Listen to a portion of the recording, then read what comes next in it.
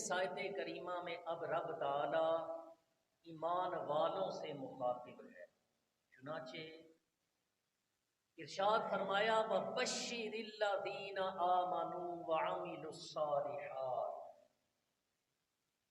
اور خوشخبری دیجئے ان لوگوں کو جو ایمان لائے اور نیک اعمال کیے۔ اس آیت کریمہ کا جو پہلا لفظ ہے نا وَبَشِّرْ،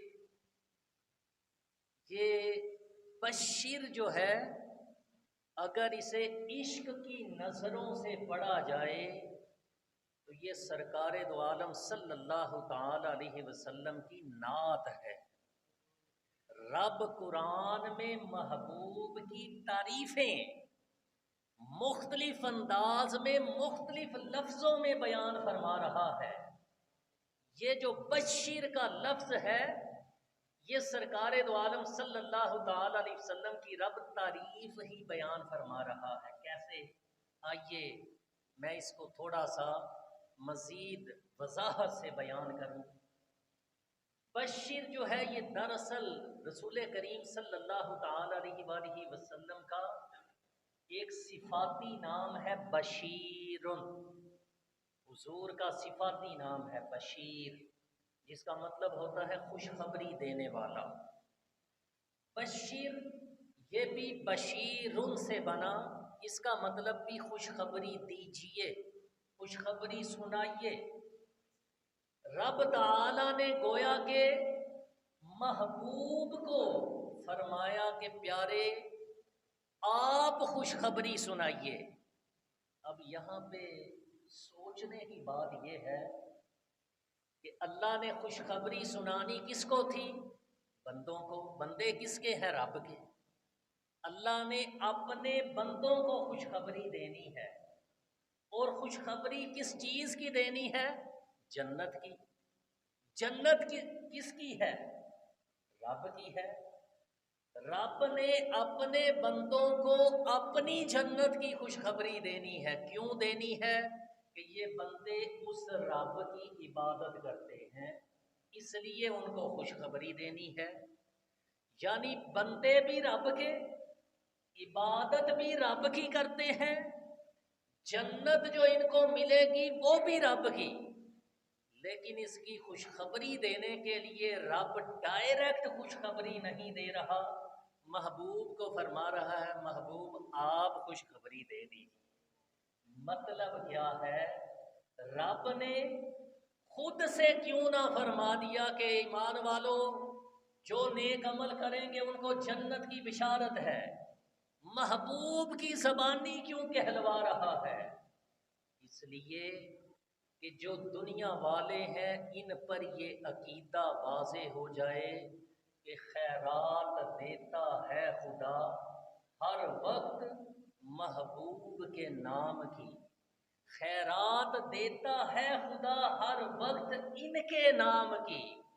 ہمارا یہ عقیدہ ہے کہ یا رسول اللہ ہمیں جو کچھ ملا، جتنا ملا، یہ سب ہے صدقہ تیرا، اور اسی لیے ہم نے یہ عقیدہ بنایا ہوا ہے کہ کون دیتا ہے دینے کو منہ چاہیے، دینے والا ہے سچا ہمارا نبی۔ یہ آیت کریمہ یہ بتلا رہی ہے رب چاہتا خود ہی عطا فرما دیتا، لیکن خود نہیں، محبوب کے وسیلے سے دے رہا ہے۔ محبوب کو فرما رہا ہے محبوب آپ انہیں خوشخبری دے دیجیے۔ تو گویا کہ اس لفظ میں رب محبوب کی تعریف بتانا چاہ رہا ہے، حضور کا مرتبہ و مقام بیان فرما رہا ہے، اور پھر جو فرمایا خوشخبری دے دیجیے، خوشخبری دینی کس کو ہے؟ فرماتا ہے الذین آمنوا وعملوا الصالحات، فرماتا ہے کہ وہ بندے جن میں یہ دو وصف ہوں، دو خوبیاں ہوں، انہیں یہ خوشخبری سنا دیجیے۔ وہ خوبیاں کیا ہیں؟ پہلی فرمایا الذین آمنوا، وہ ایمان والے ہوں، رب پر ایمان لاتے ہو اس کے محبوب صلی اللہ تعالی علیہ وآلہ وسلم پر ایمان لاتے ہو. خالی ایمان لانے والے کو بھی نہیں، آگے دوسری بھی کنڈیشن، دوسری شرط بھی رکھی، وعامل الصالحات، اور ایمان لانے کے بعد وہ نیک عمل بھی کریں، عمل صالح کریں. ان ایمان والوں کو محبوب خوشخبری دے دیجئے. وہ عمل صالح کون سے ہیں؟ کوئی بھی رب کی جو عبادات ہیں وہ نیک اعمال ہیں. نمازیں یہ نیک اعمال ہیں، روزہ، حج، زکوٰۃ، صدقہ و خیرات، قرآن کی تلاوت، ماں باپ کی فرما برداری، بڑوں کا ادب و احترام، چھوٹوں پر شفقت و رحم، حلال روزی کی کمائی، یہ ساری جو نیکیاں ہیں، نیک اعمال ہیں، یہ عمل صالح میں شمار ہے. رب فرماتا ہے محبوب جو ایمان لے آئے اور عمل صالح کرتے ہیں ان کو خوشخبری دے دیجیے. خوشخبری سنانی کیا ہے مولا؟ فرمایا ان لہم جنات تجری من تحتها الانہار. رب فرماتا ہے محبوب ان اپنے غلاموں کو یہ خوشخبری دیجئے کہ اللہ نے تمہارے لیے ایسے باغات، ایسی جنتیں تیار فرما رکھی ہیں کہ جن جنتوں میں تمہیں محل عطا ہوں گے ان کے نیچے نہریں جاری ہوں گی. اللہ اکبر. رب کی قدرت اور کاریگری پہ قربان. آج اگر کوئی کوٹھی بناتا ہے، کوئی محل تعمیر کرتا ہے، بنگلہ بناتا ہے، بعض اوقات اس کی خوبصورتی کے لیے، ڈیکوریشن کے لیے اس کوٹھی کے اندر ایک جگہ پہ آبشار بنائی جاتی ہے، یا کوئی چھوٹا سا تالاب، سوئمنگ پول یہ بنایا جاتا ہے کہ یہ اس ہمارے بنگلے کی خوبصورتی میں اور اضافہ کرے گی یہ چیز. اللہ تبارک و تعالی نے ان جنتی کوٹھیوں کے اندر، ان جنتی محلات میں صرف ایک کونے پہ کوئی چھوٹی چھوٹی آبشاریں یا تالاب یا وہ چھوٹے چھوٹے سوئمنگ پول نہیں، پوری کی پوری نہریں نیچے جاری فرما دی. ان نہروں کے اوپر، چلتی ہوئی نہروں کے اوپر رب نے اپنی کاریگری سے جنت کے محلات تعمیر فرما دیے. ایسے عظیم الشان محلات. صرف یہ خوشخبری نہیں، آگے ارشاد فرمایا کہ کلما رزقوا منہا من ثمرۃ رزقا قالوا ھذا الذی رزقنا من قبل. رب فرماتا ہے کہ جب ان جنتوں کے اندر، ان باغات کے اندر ان ایمان والوں کو اور نیک عمل کرنے والوں کو داخل کیا جائے گا اللہ کی رحمت سے، جب انہیں جنتی پھل اس میں سے کچھ کھانے کو دیا جائے گا، وہ یہ جنتی پھل کھائیں گے تو ان میں سے کچھ کہیں گے کہ یہ تو ویسا ہی ہے جیسا اس سے پہلے ابھی ہمیں ملا تھا. رب فرماتا ہے وَقُلُوبِهِ مُتَشَابِهًا.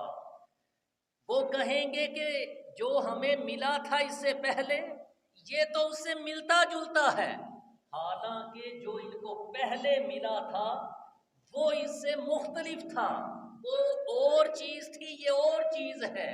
یہ اللہ کی کاریگری ہوگی کہ ایک ایک شکل میں جو پھل ہوں گے جنت کے، ان میں کئی کئی ذائقے رکھ دیے جائیں گے. اور رب فرماتا ہے پھر ایمان والوں کو، نیک عمل کرنے والوں کو جو خوشخبری دی جا رہی ہے، محبوب انہیں یہ بھی کہہ دیجئے وَلَهُمْ فِيهَا أَزْوَاجٌ مُطَهَّرَةٌ، کہ جو جنتیں تمہیں عطا کی جائیں گی اللہ کے فضل سے، اس کی رحمت سے، ان میں جو نیچے نہریں جاری ہوں گی، اوپر محلات ہوں گے، طرح طرح کے پھل اور میوہ جات مختلف ذائقوں اور مزوں والے وہ تمہیں کھلائے جائیں گے. صرف اتنا نہیں، فرمایا وَلَهُمْ فِيهَا أَزْوَاجٌ مُطَهَّرَةٌ، وہاں پہ تمہیں اللہ کی رحمت سے نیک اور پاکیزہ بیویاں بھی عطا کی جائیں گی، تاکہ تم ان کے ساتھ وقت گزار کر اور زیادہ لطف اندوز ہو سکو۔ اور کتنی دیر کے لیے؟ ایک دن کے لیے، ایک ہفتے کے لیے، مہینے بھر کے لیے، کوئی ایک صدی کے لیے، 200 سال، 1000 سال کے لیے؟ رب فرماتا ہے وَهُمْ فِيهَا خَالِدُونَ۔ محبوب اپنے غلاموں سے فرما دیجئے کہ یہ نعمتیں ان کے لیے ہمیشہ ہمیشہ کے لیے ہوں گی۔ ایک بار جو جنت میں داخل کر دیا جائے گا پھر کبھی اس کو نکالا نہیں جائے گا، نہ ہی جنت میں موت آئے گی، نہ ہی یہ جنتی نعمتیں ختم ہونے کی کوئی لیمٹ ہوگی، نہ کسی کے دل میں یہ ڈر اور خوف ہوگا کہ پتہ نہیں اب یہ نعمتیں سال بعد ختم نہ ہو جائیں یا یہ مجھ سے چھین نہ لی جائیں۔ نہیں نہیں، جنت کے اندر ایسا کچھ نہیں ہوگا، ہمیشہ ہمیشہ کی وہ زندگی ہے، ہمیشہ ہمیشہ کے لیے یہ انعامات رب تعالی ان لوگوں کو عطا فرمائے گا جو ایمان لائے اور نیک اعمال کیے۔